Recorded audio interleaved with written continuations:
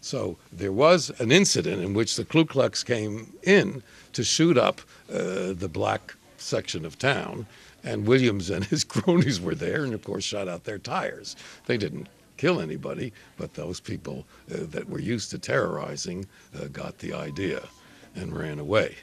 And this was well before the Deacons for Defense and later the Black Panther Party for self-defense.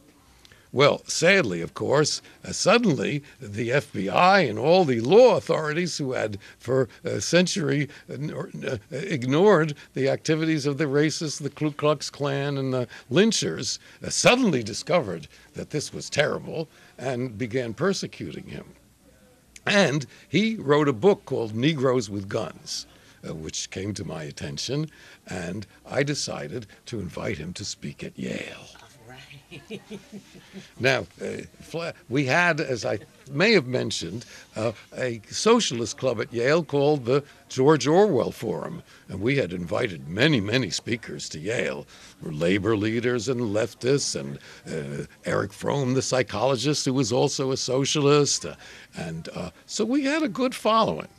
So I invited Robert Williams, and then I printed up a flyer that said Negroes with Guns, and on the Sunday before the meeting, I went down Dixwell Avenue, which was then the main street of the black section of New Haven, and I handed them out at churches as people came out, because in those days the black community was definitely church-centered, and so as to bring more people to this meeting. Well, when the college found out about it, they went through the ceiling, and Dean Devane called me into his office in this wonderful Gothic building, a vast office with carpets and pictures of old Yaleys on the walls and so on. Mr. Greeman, and so on. And don't you think there'll be violence or damage or something like that? And I said, Dean Devane, I give you my word as a gentleman, there'll be no violence. And of course, this stopped the poor man dead in his tracks, because this was Yale, and he had really nothing else to say. And then, because I was feeling in a kindly mood, I said, Dean Devane, don't you remember, I was a senior then, when we were freshmen, your opening address, and this was true, I have a good memory, where you said that we should go off campus and make friends with the community around Yale, which of course is all black, or was in those days. So that there was nothing else they could do.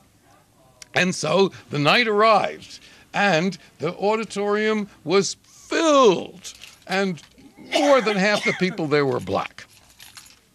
Unfortunately, Robert Williams had just fled the country for Cuba because it had gotten too much for him. And they sent a substitute, which was his lawyer, a black man named, oh dear me, it's in the book. And so I thought, well, okay, he'll speak up and so on and talk about the problems of black people in this country.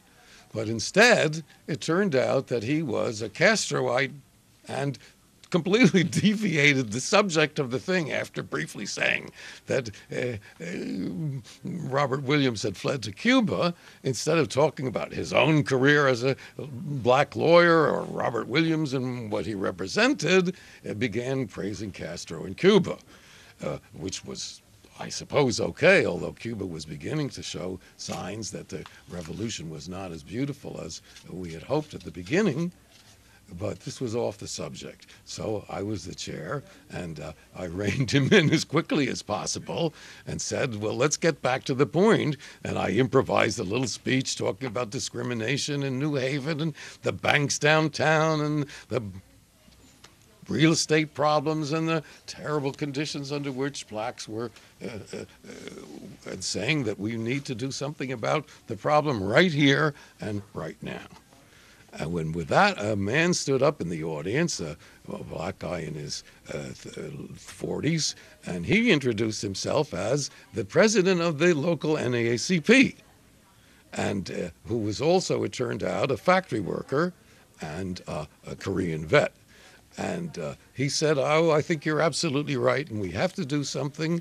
And in his speech, he talked about the problem in New Haven, which was the progressives, the Kennedy people, Mayor Lee, and the left-wing progressives. Back in New Haven in 1960, they were introducing the Model Cities program, the first pilot project for what they called urban renewal, and which we perceived as Negro removal.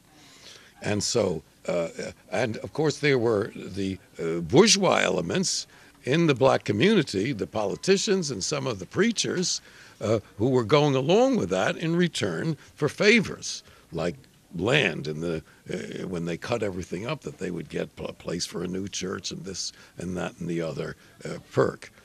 So he issued a challenge and said, we will do this with the NECP or outside of it, because he was an upstart and a working man rather than the usual professional class that was reformist and opportunistic and sometimes dominated that organization. And indeed, that's what happened. And we formed a core chapter, the Congress of Racial Equality, which had sponsored the Freedom Rides and was much more activist-oriented. And among the people that joined it was Eleanor Holmes, now Eleanor Holmes Norton, the representative for the District of Columbia in Congress, and many other people.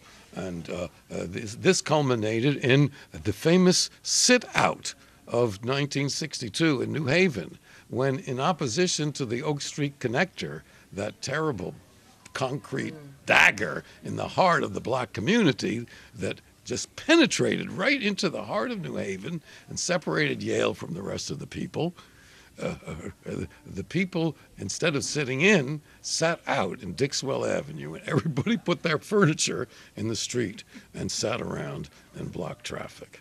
And that was an important stage of struggle. Unfortunately, we didn't prevail, and you can see in all of these now cities that are...